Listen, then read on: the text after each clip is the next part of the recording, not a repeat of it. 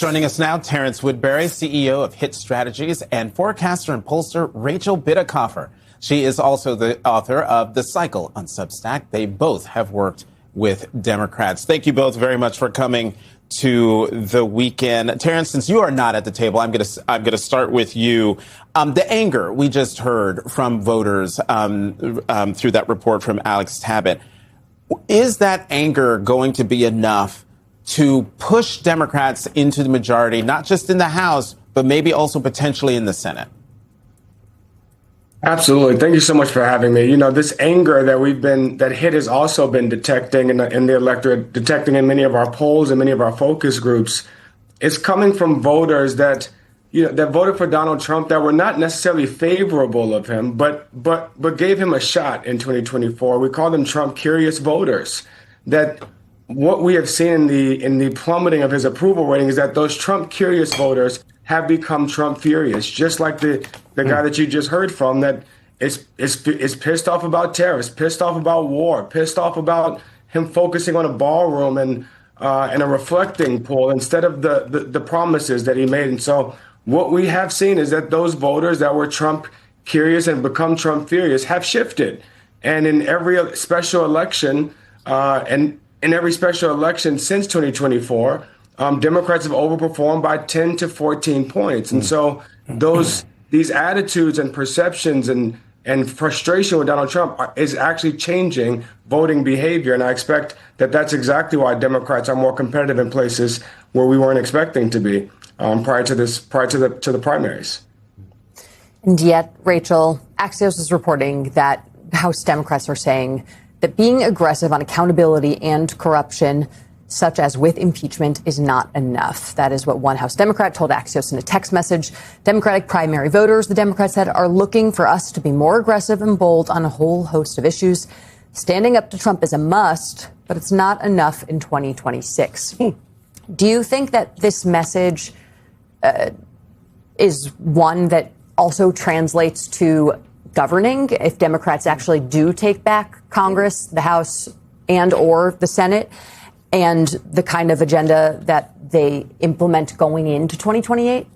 Yeah, I mean, it's absolutely going to be impactful. And, you know, a lot of people are hoping that Democrats will flip both chambers and control the House and the Senate. And there is some reason to be excited if that happens. There'll be some oversight capabilities returned to the Congress, might actually start to recognize it's a co-equal branch of power, right? But at the end of the day, you know, it's going to be extremely hard to hold Donald Trump accountable, and let me tell you why. We basically have, from 2.5 years of purging, a DOJ and an FBI that is no longer functioning as it should. And we know it's not, because Signalgate, in any other timeline, in any other universe, would have been a federal investigation. And of course, it was not a federal investigation because... Don't worry, you can leave that. I'll just let that hang, right?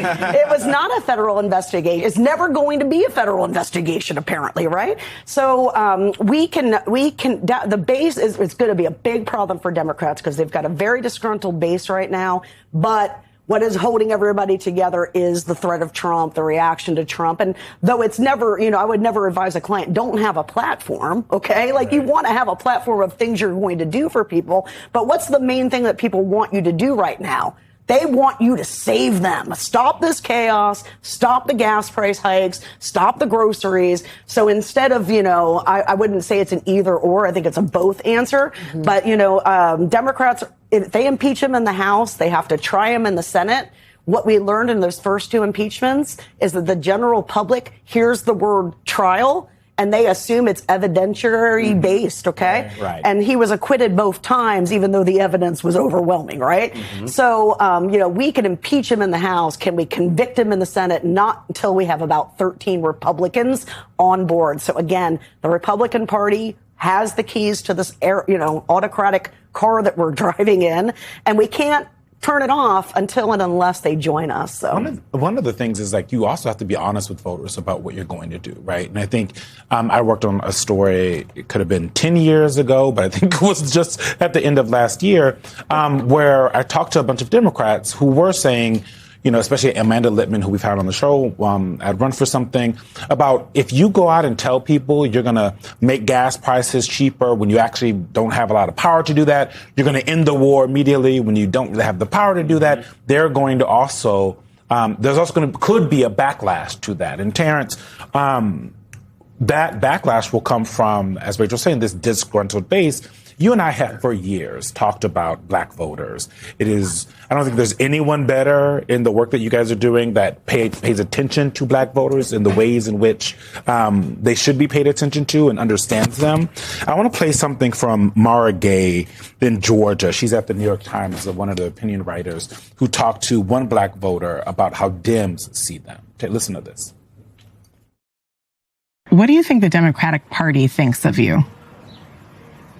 I think that the progressives of the Democratic Party specifically, I think they see me as a person who is capable of inspiring change within my community. But I would say for a lot of the more the older members of the Democratic Party feels like I'm just another number to get them a vote. There is that sentiment, but there's also a sentiment on recent attacks on black voting rights. This is from you. 64% of black voters say that recent attacks on voting rights and gerrymandering in the South make them more likely to vote in the upcoming midterm election. When you add in that sentiment from that young voter, I think his name was Aiden Webb, that we've heard and you've heard a lot in your focus groups, and the black voting rights attack that folks have seen that is getting people enraged enough to go out and vote, even if maybe they weren't going to do so in this midterm. What does that tell you about where black voters are right now? Because in my head, they are gettable voters if folks actually spend the time doing it. Yeah, that's right, Eugene. We've heard a lot about the gender gap in the black community, how black men are showing up different than black women. We have not spent enough time talking about the generation gap in the black community, that young voter was expressing an optimism in DSA candidates and progressive candidates because they're offering an alternative. They're offering a change. And in the absence of that, I'm afraid that the black voters that are mobilized to defend democracy, and we've talked about this on a recent episode of Clock It, that democracy is not mobilizing for young black voters that have had mixed results from democracy, right?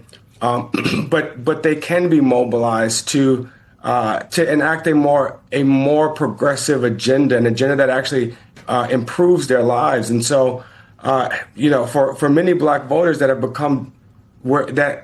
become less approving of Trump, their disapproval of Trump doesn't automatically mean that they're voting for Democrats, that Democrats still must give them something to vote for. And I think that's what the rest of this election cycle is going to be about, not just how you're going to hold Republicans accountable, or bless you, not just what you're going to stop Republicans from doing, but that you have to start putting forth an aggressive agenda. And this is where I'll disagree about only putting forth things that you can accomplish. That when we start to lay out our vision of the world, our vision of education, our vision of economy, our vision of criminal justice, our vision of public safety, that it's not just about what we can get done in the next 2 years. It's about inspiring them on what the world would be. And that is where Republicans have been bold. They've been saying, some of the things we talked about on Clock It, they would eliminate the Department of Education, eliminate the Department of Energy, eliminate PBS, right? These big, bold, sometimes crazy things that they would promise that are really value signals to their base on what they think is important. And Democrats have to start doing that. Not just policy promises, but a bold vision for what the world would be like if they could remake it.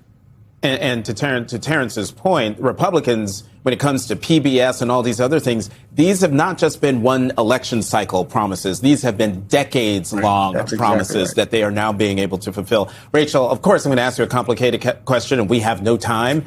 But you burst onto the scene cycles ago because you accurately predicted what was going to happen in an upcoming election. Where we sit right now on August 23rd, 2026, your forecast going into the midterm elections. What do you think? Yeah, and folks can get the full forecast on September 8th on Tuesday. But I will tell on the cycle on Substack. But I will tell you guys that, this is good. In 2018, that cycle that made me famous for predicting the big blue wave, we never won deep red districts in the off year in Virginia and Jersey and off the specials. This 2 years, we've been flipping deep red districts. Districts Trump carried by 17, 18 points. In fact, the last one was just last Tuesday in Pennsylvania. And so, guys, I have a lot of hope that we can flip the Senate. It does take, some people who tend to vote Republican not doing that. And we're seeing evidence for the first time in the polarized era of them willing to do that, at least in these races that have been held so far. I know what I'm going to be doing on September 8th on the cycle. I'm going to be reading, honey. What, does it come out at 8 a.m.? It's coming out 6 a.m. Eastern for you fine folks. I will not be up at 6, but I will read it. Rachel Bitecofer, thank you very much. And Terrence Woodbury of Hit Strategies, thank you.